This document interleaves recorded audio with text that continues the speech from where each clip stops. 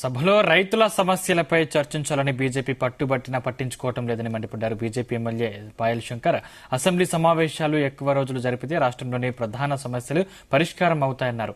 Congress BRS ఆందోళనలతో సభలో చర్చ జరగడం లేదని విమర్శిస్తున్న బీజేపీ ఎమ్మెల్యే పాయల్ శంకర్ తో మా ప్రతినిధి Narender face to face. Assembly ఈరోజు వాయిదా పడిన నేపథ్యంలో బీఆర్ఎస్ అదేవిధంగా అధికార కాంగ్రెస్ పార్టీ మధ్య చర్చ సీరియస్ గా కొనసాగింది. ఈ రోజు బీజేపీ నిమిత్త మాత్రంగానే ఉన్నటువంటి పరిస్థితి, పెద్దగా మాట్లాడినటువంటి సందర్భం లేదు. మాట్లాడినా కూడా వాళ్ళకి మైక్ ఇచ్చే పరిస్థితి లేదని కూడా వాళ్ళు కూడా ఆరోపణ చేస్తున్నటువంటి పరిస్థితి. మన దగ్గర పాయల్ శంకర్ గారు ఉన్నారు, ఎమ్మెల్యే. ఎట్లా చూస్తారండి బీఆర్ఎస్ అధికార కాంగ్రెస్ పార్టీ మధ్య లోపల జరిగిన చర్చ కావచ్చు, బీఎస్సీ నుంచి వెనక్కి రావడం కావచ్చు, మీరు అధికార పార్టీ రెండు లోపాయికార ఒప్పందం అని బీఆర్ఎస్ పార్టీ అంటున్నారు. భారతీయ జనతా పార్టీ ఏ పార్టీతో లోపాయికారి ఒప్పందం చేసుకోవాల్సినటువంటి అవసరం లేదు. లోపాయికారి ఒప్పందం గానీ కలిసి ఎన్నికల్లో పోటీ చేసినా గానీ చరిత్ర గానీ ఏదన్నా ఉంటే అది టీఆర్ఎస్ పార్టీకి కాంగ్రెస్ పార్టీకి వాళ్లకు మాత్రమే సొంతం.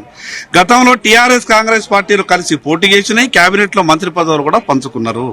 కానీ భారతీయ జనతా పార్టీ ఆ రోజు నుంచి ఈ రోజు వరకు నిక్కచ్చిగా ప్రజా సమస్యల మీద పోరాటం చేసింది తప్పితే ఏ రోజు కూడా అధికార పార్టీతో అంటగాగాల్సిన అవసరం మాకు లేదు.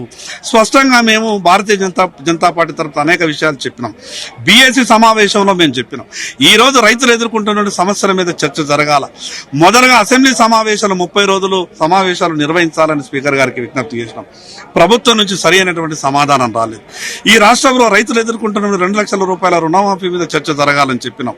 ఈ రాష్ట్రంలో ఫీజు రియంబర్స్మెంట్ మీద చర్చ జరగాలని చెప్పినాం. ఈ రాష్ట్రంలో ఎస్సీ ఎస్టీ బీసీలు ఉపాధి అవకాశాలు కోల్పోతా ఉన్నారు. జిల్లా కేంద్రాలలో ఎక్కడ కూడా ఉపాధి అవకాశాలు లేవు.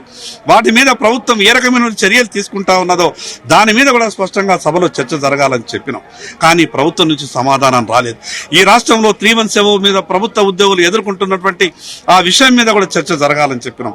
ప్రభుత్వ ఉద్యోగులకు కానీ విశ్రాంత ఉద్యోగులకు కానీ వాళ్ళు జమ చేసుకున్నటువంటి సొమ్మును కూడా వాళ్ళు తీసుకోలేనటువంటి దుస్థితిలో ఈ రాష్ట్ర ఆర్థిక వ్యవస్థ ఉన్నది. అంటే కేంద్ర జాతీయ రాజకీయాల్లో మాత్రం బీజేపీ కాంగ్రెస్ ఉప్పు నిప్పుగా ఉన్నటువంటి పరిస్థితి. ఇక్కడ మాత్రం కాంగ్రెస్ గట్టి ఫైట్ ఇవ్వడంలో ఫెయిల్ అయింది అనేటువంటి ప్రచారం బీఆర్ఎస్ చేస్తుంది. జనాలు కూడా కొంతవరకు అనుకునే ఎందుకు అసెంబ్లీలో కానీ బయట కానీ నిరసనలు కావచ్చు, ఆందోళనలు కావచ్చు, వివిధ రకాల కార్యక్రమాలు నిర్వహించడంలో ఎందుకు ఫెయిల్ అవుతుంది? ఎక్కడ కూడా భారతీయ జనతా పార్టీ ఎక్కడా కూడా ఫెయిల్ కాలేదు. ఈ రోజు రికార్డులు చూస్తే అన్ని విషయాల మీద ప్రజా సమస్యల మీద కూడా అసెంబ్లీలో ఎక్కువ స్థాయిలో ప్రశ్నించింది భారతీయ జనతా పార్టీ. ఇప్పుడు ప్రభుత్వంలో ఉన్నటువంటి వాళ్ళు కొత్తగా వచ్చినటువంటి సభ్యులకు అవకాశం ఇవ్వాలి.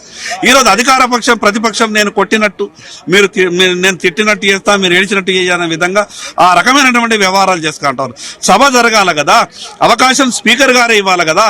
జబర్దస్తిగా స్పీకర్ గారి చేతులకెళ్లి మైక్ గుంజుకొని మాట్లాడేటువంటి పరిస్థితి ఉండదు కదా. కొత్తగా వచ్చిన సభ్యులం మేము ఉందాగా స్పీకర్ గారిని అభ్యర్థించడం మాత్రమే మేము అభ్యర్థించవచ్చు, అంతకన్నా ఎక్కువ మేము ఏం చేయలేం కదా.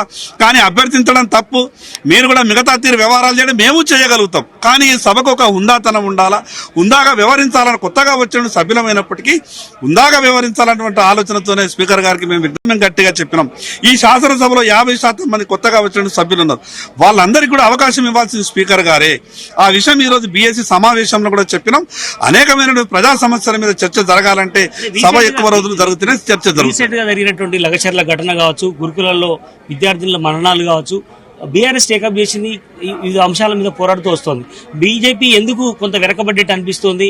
కారణం ఏంటి? మీరు వేరే ఎక్కడ కూడా వెనకబడలేదు. మీకు ఒక్క ఉదాహరణ చెప్తా. ఈరోజు ఈ రాష్ట్రంలో మెస్ ఛార్జీల గురించి ఏ రాజకీయ పార్టీ పట్టించుకోలేదు.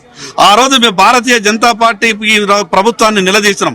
30 రూపాయలు ఇచ్చేటటువంటి మీ పైసలతో 3 పూటల భోజనం ఎట్లా తింటారు విద్యార్థులని మేము నిలదీసిన కారణంగా ప్రభుత్వం నిర్ణయం తీసుకున్నది ఈ రోజు అమలవుతున్నది. భారతీయ జనతా పార్టీ నిలదీసింది కాబట్టి, భారతీయ జనతా పార్టీ గ్రౌండ్ లో ఉన్నటువంటి సమస్యను అసెంబ్లీలో ప్రస్తావించింది కాబట్టి ఈ రోజు ఆ సమస్య పరిష్కారమైంది. భారతీయ జనతా పార్టీ ఎక్కడ కూడా ప్రజా సమస్యల మీద కాంప్రమైజ్ అయ్యే ప్రశ్న లేదు. ప్రజా సమస్యల మీద ప్రశ్నిస్తాం తప్పకుండా. ఈ రాష్ట్రంలో రైతులు ఎదుర్కొంటున్న ప్రధానమైనటువంటి సమస్య రుణమాఫీ మీద, అది రైతు బంధు మీద, ఈ విషయాల మీద ఖచ్చితంగా ప్రభుత్వాన్ని నిలదీస్తాం. ప్రభుత్వం నుంచి సమాధానం వచ్చే వరకు భారతీయ జనతా పార్టీ. బీఎస్సీలో ఏం చర్చించారు? మీ పార్టీ ఎలా డిమాండ్ చేస్తూ వచ్చింది? బీఎస్సీలో 27 అంశాల మీద మేము స్పీకర్ గారికి విజ్ఞప్తి చేసినాం. 27 అంశాల మీద సభలో చర్చ జరగాలని చెప్పినాం. అంశాల ప్రాధాన్యతను బట్టి మీరు సమయం ఇవ్వండి అని చెప్పినాం. ఈ సభలో 50% మంది కొత్త సభ్యులు ఉన్నారు. అనేక విషయాలు సభలో ప్రస్తావించాలనుకుంటున్నారు కాబట్టి వారికి అవకాశం ఇవ్వాలని చెప్పినాం. ఈ రాష్ట్రంలో ప్రధానమైనటువంటి రైతు రుణమాఫీ మీద చర్చ జరగాలని చెప్పినాం. ఎస్సీ ఎస్టీ బీసీ విద్యార్థి వాళ్ళు ఇబ్బంది పడుతున్న స్కాలర్షిప్ విషయం మీద చర్చ జరగాలని చెప్పినాం. ఇండ్ల విషయం మీద గొప్పగా చెప్తున్నారు. కేంద్ర ప్రభుత్వం ఇంత సాయం చేసినా కూడా ఈ రాష్ట్ర ప్రభుత్వ వైఫల్యాల మీద చర్చ జరగాలని చెప్పినాం. ప్రభుత్వం నుంచి సరైనటువంటి సమాధానం లేదు. డిమాండ్ చేశారు మీరు? 30 రోజులు సభ నడపాలని డిమాండ్ చేసినాం. ఇది పాయల్ శంకర్ గారి మాట. కెమెరా పర్సన్ కృష్ణతో నరేంద్ర జ్యోతి న్యూస్, అసెంబ్లీ మీడియా పాయింట్.